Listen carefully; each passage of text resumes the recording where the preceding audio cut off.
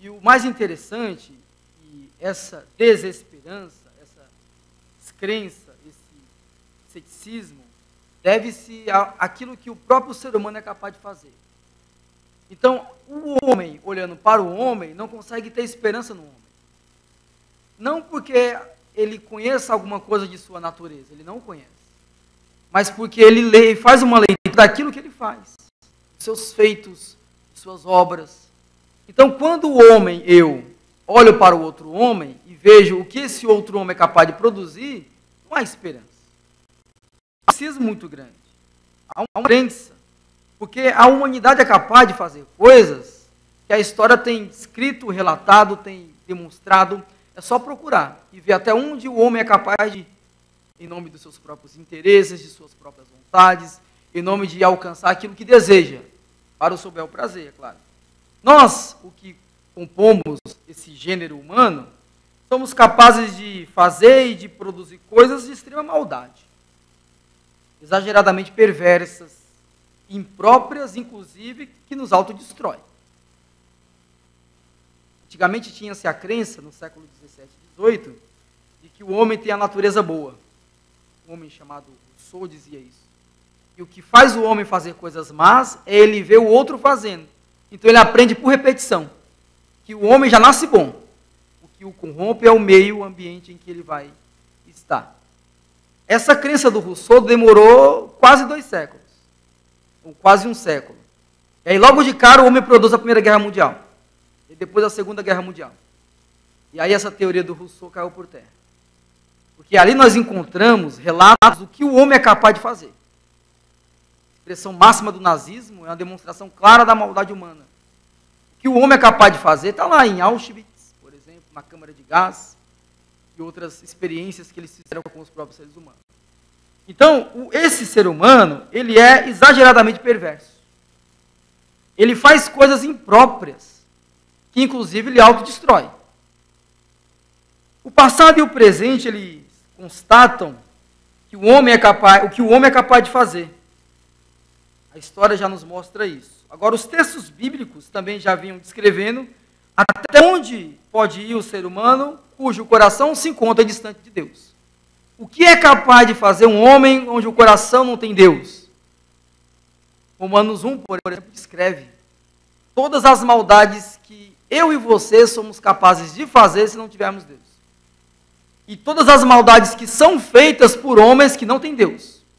Se você ler o texto de Romanos 1, você vai encontrar todos os tipos de maldades e de pecados, desde o pecado do pensamento até o pecado máximo da ação. Romano ali classifica, escreve, ele estabelece tudo aquilo que o homem é capaz de fazer quando não é convertido a Jesus. Trago também a lembrança que em Gênesis 6, Gênesis capítulo de número 6, a corrupção do gênero humano chegou a tal ponto e a tal nível que Deus não suportou a maldade, optando em destruir tudo, enviando dilúvio. Chegou um grau de maldade humana, tanto que há quase, antes, um pouco mais de 300 anos, Deus falou assim, a maldade do homem ainda não chegou ao limite. Quando chega em Gênesis 6, ele vai dizer, agora não dá para suportar mais. Chegou o nível da maldade que eu tenho que dar um basta de tudo isso daqui. Então o ser humano é capaz de produzir coisas que em um momento da história como esse daqui, Deus disse assim, agora não dá para aguentar mais. Agora não tem como mais suportar. Então eu vou destruir tudo.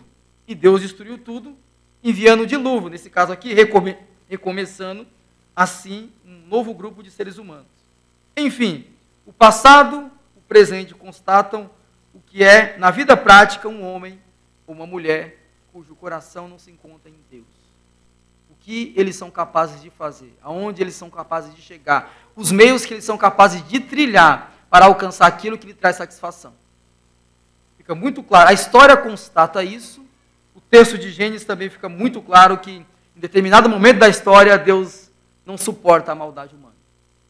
Sabendo tudo isso acerca do homem, seria possível a gente imaginar ou pensar uma localidade, ou uma região, ou uma cidade, e essa cidade sendo extremamente dominada pelo amor ao dinheiro, e Timóteo vai dizer que é a raiz de todos os males, e ao mesmo tempo impregnada de imoralidade, ser propensa, inclinada ou receptível a existir uma igreja de Deus. Será que a gente poderia imaginar que, falando aqui tanta maldade que o ser humano é capaz de produzir, imaginar uma cidade onde o amor ao dinheiro é o seu ponto de partida, e que na prática os cidadãos daquela cidade são extremamente imorais. É capaz de imaginar um ambiente como esse, ali residindo uma igreja de Deus? Ou seja, que tipo ou local, ou que tipo de pessoa Deus se interessa em salvar? Se a gente pudesse imaginar que Deus classificaria as pessoas, as mais bondosas, e dizia assim, essa aqui vale a pena ser salva. Ou se a gente pudesse pensar ou perguntar que tipo de pessoa Deus se interessa em salvar. Existem entre os seres humanos alguma virtude ou capacidade que desenvolvida por eles mesmos que fossem capazes de torná-los merecedores dessa graça de Deus? Lembrando que o ser humano não é mau por natureza. A cidade de Corinto, por exemplo, era de colônia romana. Embora fosse uma cidade grega, Roma dominou já toda aquela localidade. Então era uma cidade grega de domínio romano.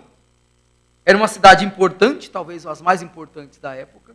Era uma cidade intelectualmente viva, materialmente rica e moralmente corrupta. Esse é o contexto da cidade que nós vamos ver daqui a pouco o texto. Uma cidade onde a intelectualidade era viva, tinha muita riqueza, mas também era moralmente corrupta. Os seus habitantes eram inclinados a satisfazer os seus desejos, não importando que desejo fosse. Lembrando aqui que esse hábito de Corinto é tão difícil de ser extraído da prática do povo, que no capítulo 7, 6 e 7 dessa mesma carta, nós não vamos ler isso, mas Paulo vai discutir com a igreja, porque dentro da igreja eles permitem um rapaz tendo uma relação sexual com a sua madrasta, dentro da igreja. E a igreja não punia, por causa da prática e do hábito dos coríntios da época. Lembrando que a cidade de Corinto era descrita como a cidade mais imoral. Tanto que quando alguém era muito devasso, chamava assim, esse aqui está tendo práticas coríntias.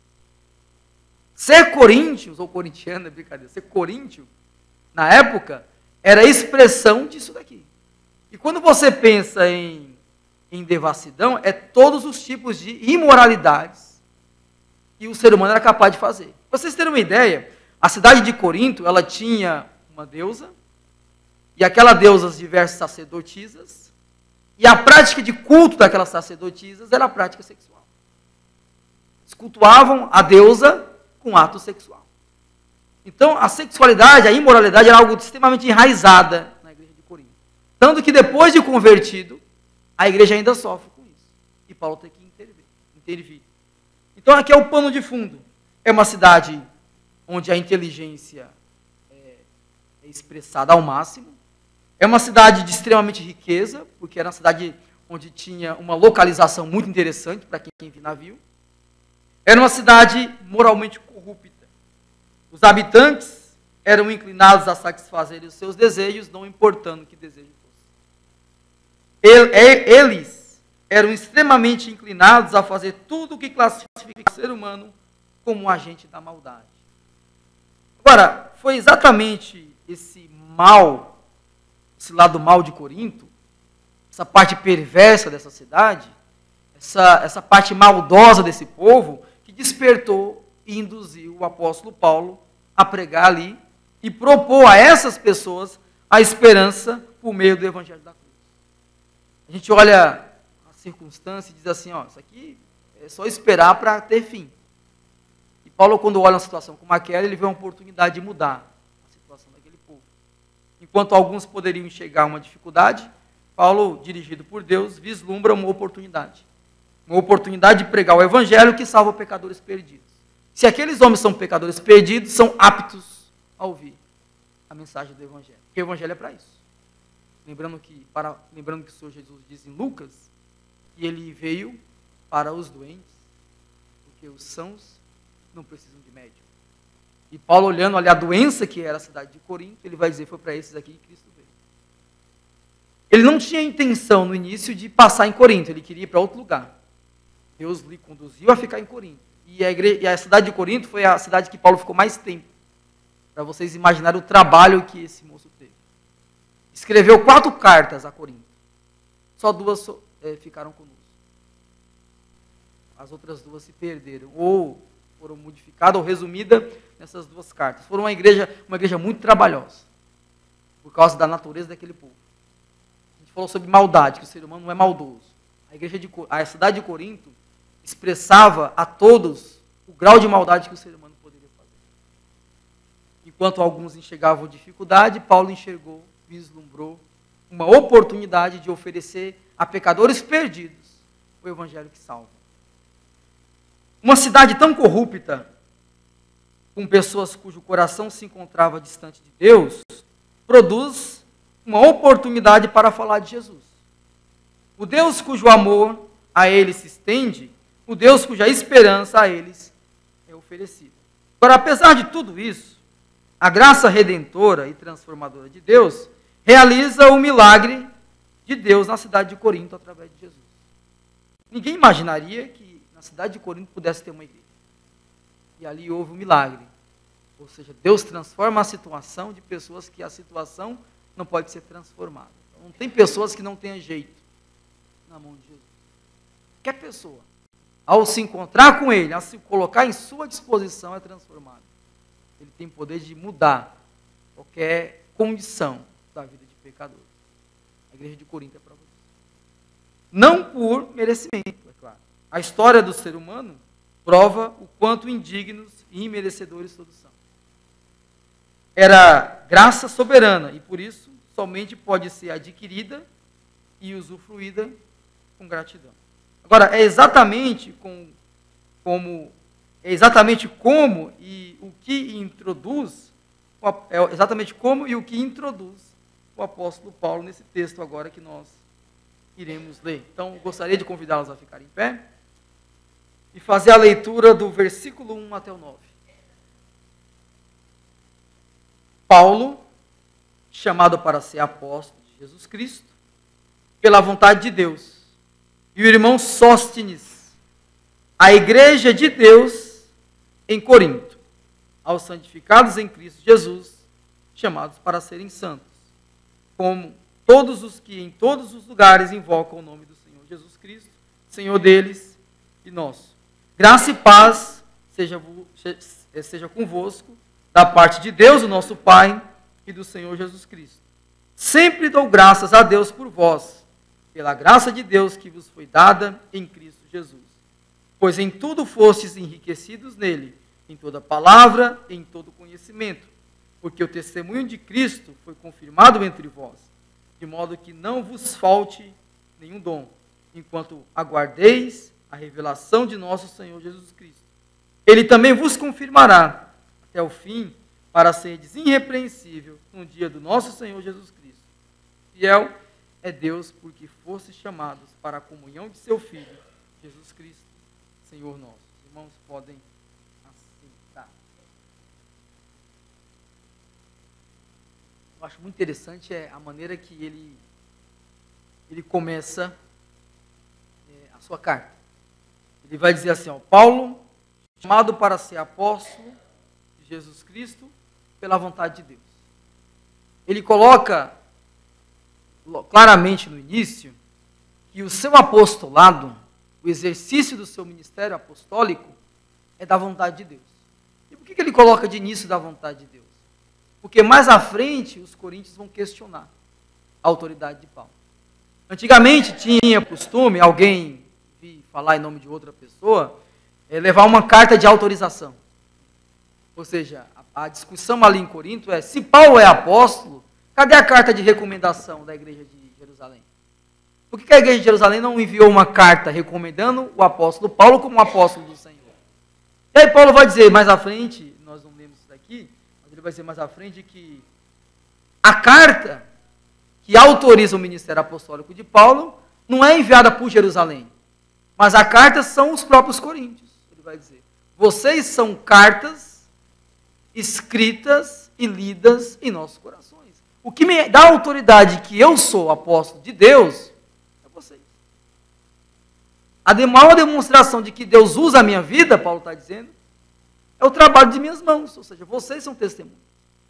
E aqui de início ele começa, eu sou apóstolo pela vontade de Deus. Ou seja, Deus me chamou para o exercício do ministério. Isso deixa logo muito claro.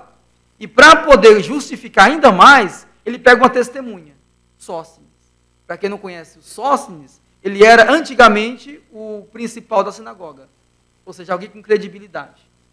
Além de ser chamado por Deus para o exercício do ministério, aquele que antes vocês enaltecia como sendo chefe da sinagoga, agora também recomenda a mim, porque ele está comigo.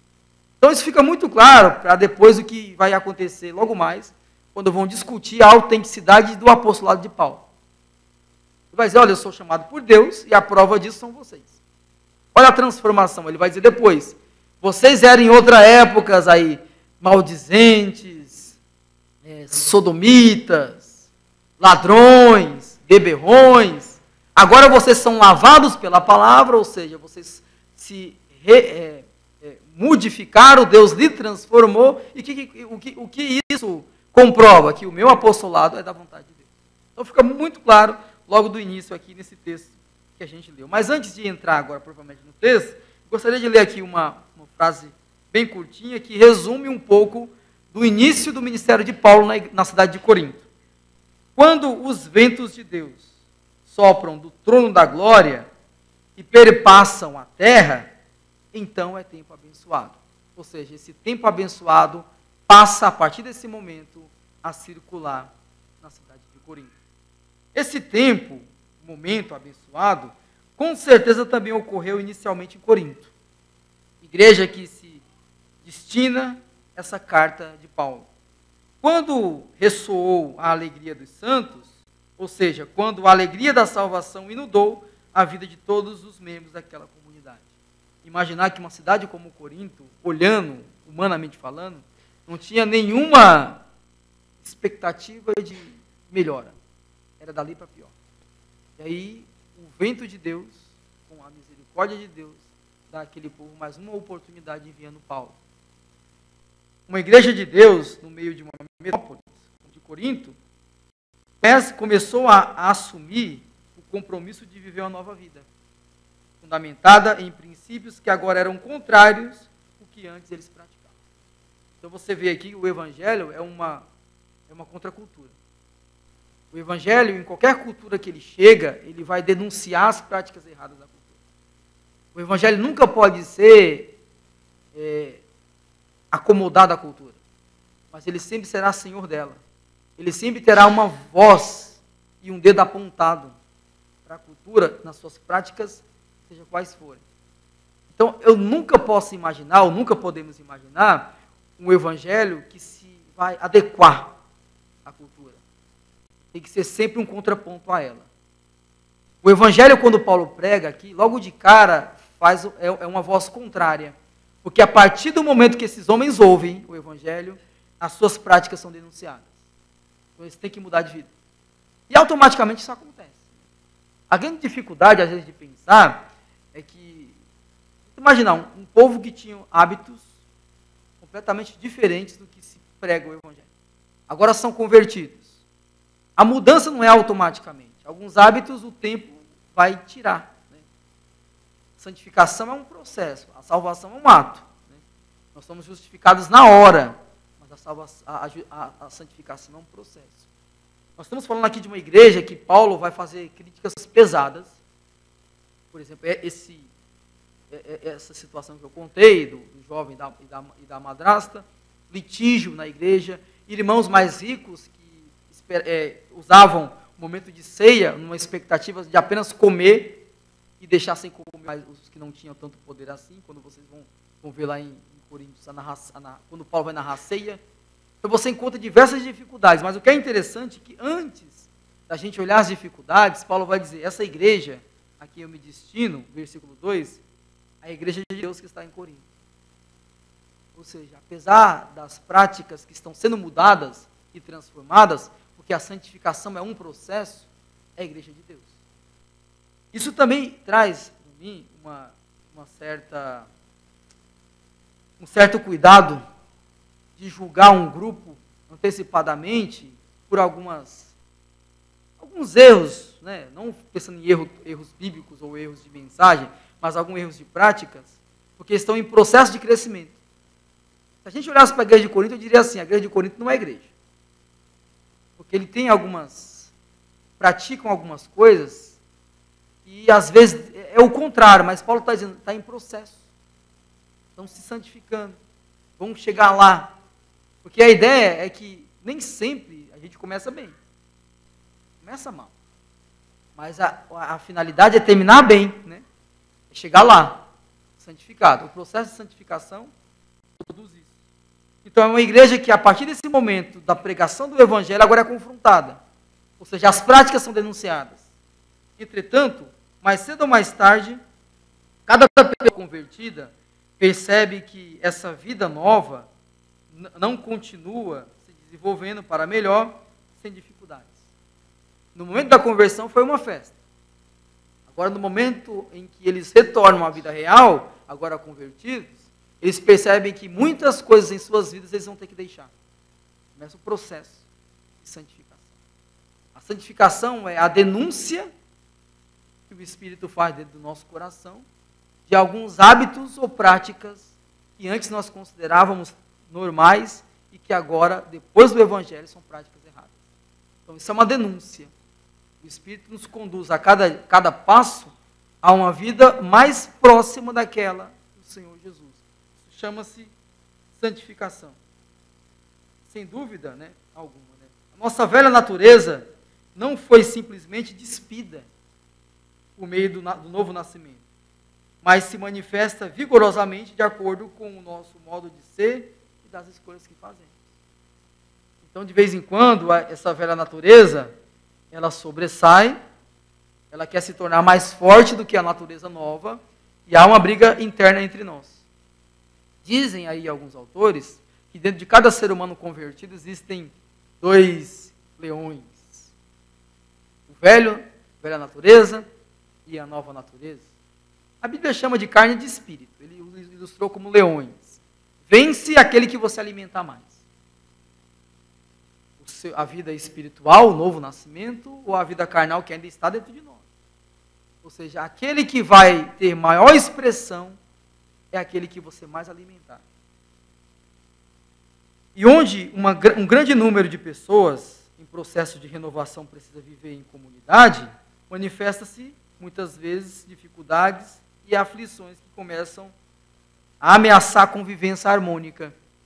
Então, um local onde existem diversas pessoas em processo de santificação, não ainda glorificadas, pessoas com as suas dificuldades ainda, sempre tem uns atritos. A dificuldade é perceber e não permitir que esses atritos cresçam. Porque os atritos dentro da comunidade podem destruir a comunidade. Pega lá, por exemplo, em Atos dos Apóstolos, a igreja está sendo perseguida, Herodes está mandando perseguir, prende Pedro e João, mata Tiago à espada, o irmão de Pedro. A igreja, no lugar de pedir a Deus nos livre desse Herodes, a igreja começa a orar a Deus dizendo assim: Senhor, nós te agradecemos porque o Senhor nos enxergou dignos de padecer pelo teu nome. No lugar de pedir o livramento, agradece a Deus porque Deus encontrou na igreja o merecimento de sofrer pelo nome de Jesus. Quando a igreja começa a ter brigas internas das viúvas gregas com as viúvas judias, por causa da distribuição do mantimento, a briga agora já não é mais externa, é interna. Os apóstolos param tudo para poder resolver o problema. Então, nomeiem vocês aí pessoas que sirvam à mesa. Porque não é lícito a nós abandonarmos a pregação e a oração para servir às mesas. Não que seja indigno servir às mesas. É que era muito trabalho. Então, eles elegem os diáconos. Porque a briga era interna. E eles sabem que a briga interna, ela pode destruir uma igreja. Então, eles param tudo. Então, são pecadores aqui que a gente está vendo em processos de renovação, que precisam reconhecer as suas dificuldades, mas precisam se harmonizar para poder chegar em algum lugar e no ponto comum. A igreja é de Deus, mas é composta por pecadores cuja santidade se encontra em desenvolvimento. Que a igreja é de Deus, ninguém tem dúvida. Paulo está dizendo, essa igreja é de Deus, mas as dificuldades ainda existem. Então vocês que são, depois ele vai dizer, né, mais à frente, vocês que são espirituais, vocês devem tratar com mais brandura, amor e consideração aqueles que ainda estão em desenvolvimento. Porque na igreja sempre tem aqueles que são espiritualmente mais maduros e tem que olhar para aqueles que ainda não são espiritualmente mais maduros com um olhar de mais misericórdia, né? Para que haja a convivência harmônica no ambiente de igreja. Meus irmãos, não existe igreja que não tenha problemas e que não evidencie, mais cedo ou mais tarde, sua imperfeição. Igreja de Corinto, por exemplo. Não por causa de Deus, mas por causa dos pecadores que delas fazem parte. O que existe é a igreja que os membros reconhecem que estão em processo de santificação e por isso se ajudam mutuamente, se respeitam mutuamente, reconhecem a fraqueza de cada indivíduo em particular, tem, e busca não se acusarem, mas se ajudarem pelo poder de Deus. Temos todos o mesmo destino, por que não unirmos para o mesmo propósito? Se a finalidade da reunião, né, pensando aqui em Corinto, é a glória de Deus, então por que nos unirmos em nome dessa glória? O propósito já foi previamente definido, versículo 8 vai dizer isso. Qual que é o propósito da igreja? Ele também vos confirmará até o fim, para serdes irrepreensível no dia dele, de nosso Senhor Jesus Cristo. A finalidade é se apresentar a ele de forma irrepreensível. Como nós podemos nos ajudar uns aos outros para que isso aconteça? Por isso, busquemos em Cristo Jesus uma comunidade que reconheça, mesmo diante das imperfeições, que são pertencentes a Deus e são chamados para ser seu povo. Paulo começa a sua carta reconhecendo isso. A igreja de Deus, que está em Corinto, versículo 2, aos santificados em Cristo Jesus, chamados para serem santos. Paulo é chamado pela vontade de Deus para pastorear a igreja de Deus, que é santificada em Cristo, para viver uma vida santa, que é a identidade de todos que em qualquer lugar invocam o seu nome. Finalidade última é santificação. A santificação que é uma particularidade daqueles que em qualquer lugar, como vai dizer o texto, invocam o nome do Senhor. Por ser de Deus, versículo 2, a igreja não é apenas um grupo religioso entre muitos. Não tem como eu classificar a igreja ao lado de outros grupos religiosos, porque é distinto, é separado, é único. Ela é única, ela é de Deus, santificada em Cristo, para uma vocação: ser santa. Agora, o que significa santidade é um outro processo que a Bíblia vem desdobrando para nós ao longo do tempo. Ser santo aqui traz a ideia de separados para pertencer a alguém com exclusividade. Então Deus, ele não nos divide com ninguém. Ou somos completamente dele, ou não somos. Não existe esse meio termo. Eu sou de Deus, mas também sou de mim. Não existe essa divisão. O que existe é uma entrega total, porque santificação, ou ser santo, no contexto de Corinto aqui, é separados para pertencer a alguém com exclusividade. Separados para uma vocação específica, previamente definida, que não podemos negligenciar. Quem determina a finalidade da igreja, a missão da igreja, é o Senhor dela. Interessante que a função da igreja e a relação que ela deve ter já foi previamente definida. Para que Deus nos chamou? Você sabe responder essa pergunta? Para que Deus nos chamou quanto igreja, nós sabemos. Para a sua glória. E para desfrutar de sua glória eternamente, que começa na terra e continua nos céus. Agora, para que o Senhor nos chamou de forma individual? Nesse contexto de igreja. Para compor a igreja e ao mesmo tempo para fortalecê-la. Já se perguntaram? Por que hoje? Eu fico me perguntando de vez em quando, por que Deus escolheu 1982 para nascer o Éden? Por que não antes? Por que não depois? Porque justamente aquela data. Para quê? Ele criou. No sentido geral, como igreja, a gente sabe. Nossa finalidade. E agora no sentido particular. Para quê? Deus nos chamou, além de tudo, já sabemos, para a comunhão com Jesus Cristo. O texto vai dizer isso. Versículo 8 e versículo 9. Para pertencermos e sermos sua comunidade, e reflita sua imagem perante homens cujo coração se encontra distante de Deus. A igreja é a resposta a tudo aquilo que a gente falou no início. Se o ser humano tem uma maldade, ou propõe maldade, ou produz maldade de forma desenfreada, e até a gente, de vez em quando, por sermos maus, e ainda nos surpreendemos com a maldade que o homem é capaz de produzir, se o homem é isso, a igreja é uma resposta a isso que o homem é. A igreja é uma resposta clara que em Deus a humanidade pode ser transformada. Que em Deus a humanidade tem jeito. Que em Deus existe uma outra proposta para aquilo que nós mesmos criamos com nossas próprias vontades. A igreja é essa resposta. A igreja é o megafone de Deus para acordar um mundo moralmente surdo, que precisa reconhecer que por trás de tudo isso, e à frente de tudo isso, existe um Salvador. Mas a finalidade, ou a resposta a isso, passa por mim e por você. Eu já sei o que a finalidade da igreja, coletivamente.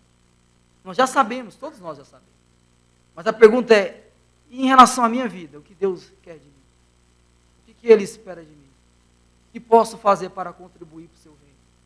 O que posso fazer para fazer valer, embora nada que eu faça valer aquilo que Ele fez por mim, mas o que eu posso fazer para lhe responder, pelo menos, de forma insignificante e limitada, o sacrifício que Ele fez. A gente tem o costume de dizer que a graça é de graça. E de fato é. Só que ela custou um alto preço. Para Deus, e custa um alto preço para nós. Embora seja de graça. E o preço que ela custa para nós é o discipulado. E quem disser para mim que discipulado é uma coisa fácil, eu acho que não entendeu o que é discipulado. Porque a primeira ação do discípulo, pelo menos no texto, é negar a si mesmo. Aquele que quiser vir após mim, negue-se a si mesmo. Tome a sua cruz e siga-me. Então o preço é um pouco caro. Mas o mais interessante é que eu e você podemos viver o discipulado. Porque Ele já nos deu o poder, a força e a transformação que precisamos para poder sermos chamados de seu discípulo. Não esqueçamos, a igreja é de Deus. Foi separada, santificada para o seu serviço. Exclusivamente para o seu serviço. Objetivando o fim último, que é a sua glória.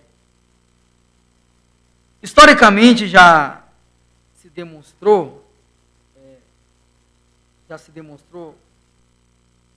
o quanto é impotente do ser humano querer realizar sua salvação pelos seus próprios méritos.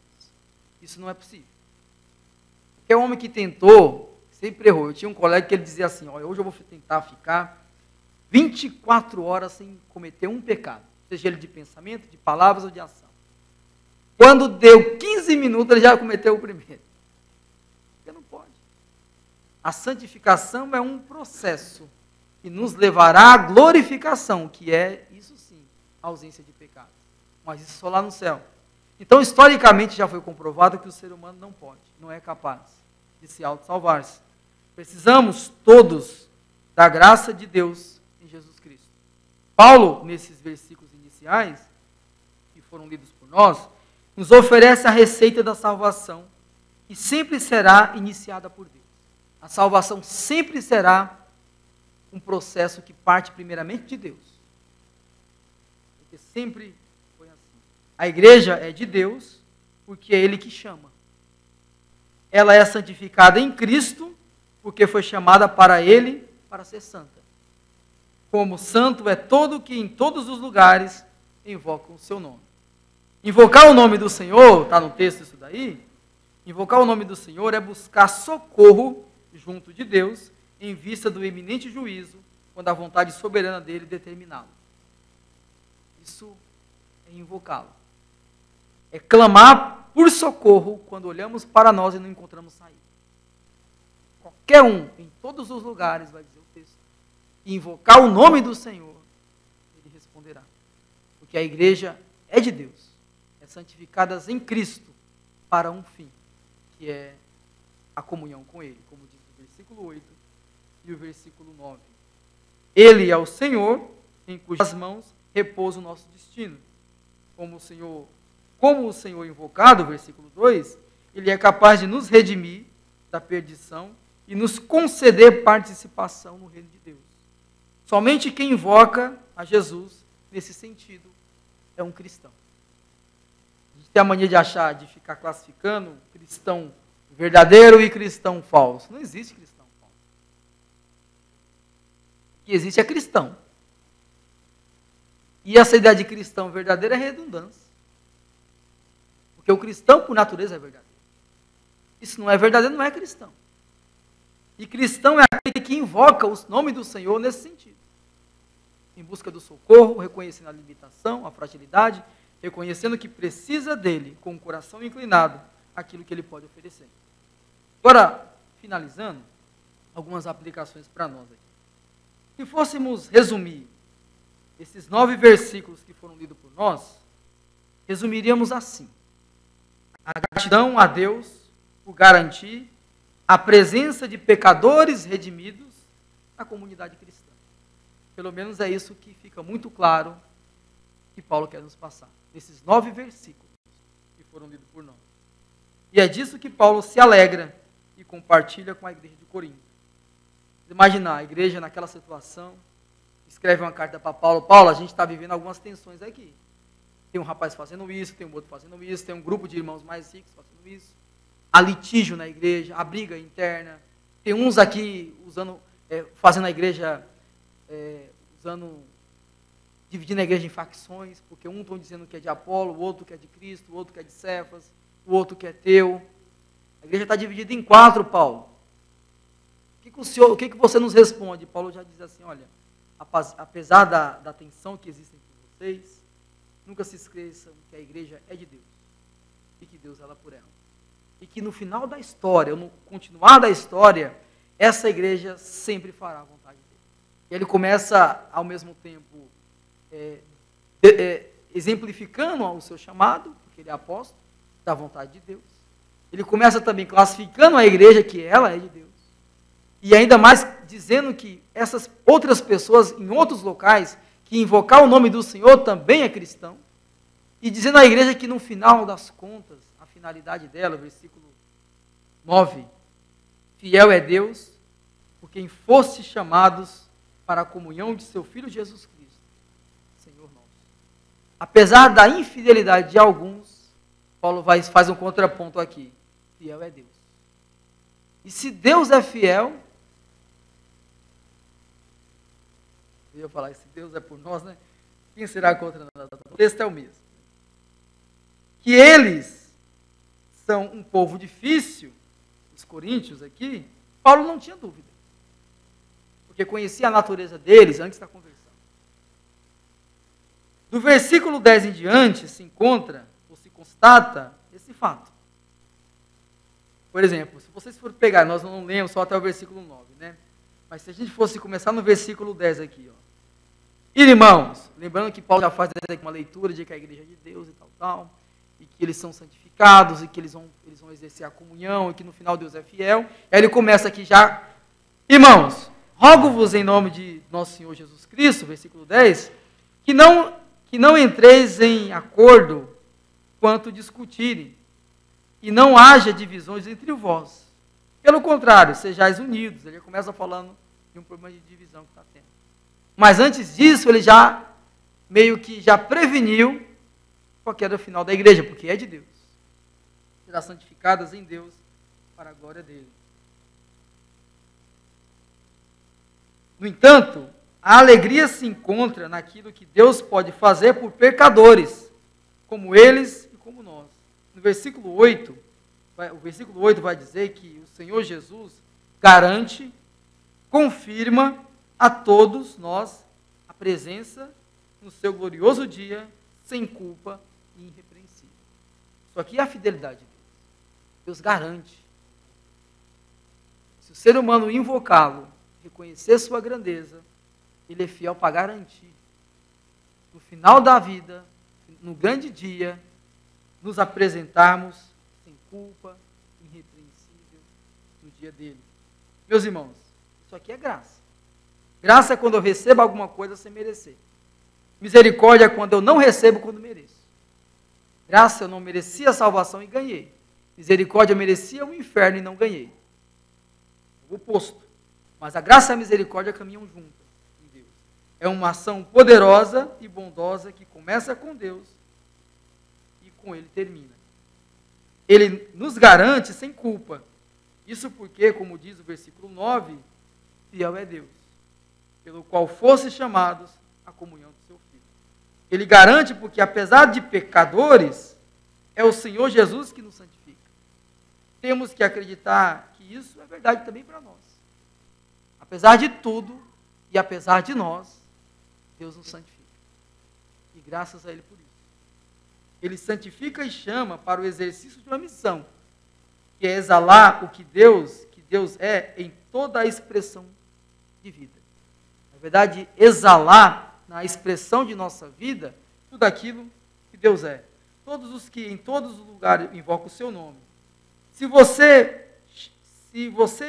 clama pelo nome de Jesus e reconhece que é santificado em Cristo de todo o seu coração, você pertence à Igreja de Deus e à comunidade de pecadores redimidos em processo de santificação. Que Ele nos garanta, que Ele nos receba como já fez e como continuará a fazer ao longo de nossas vidas. Que Deus nos abençoe.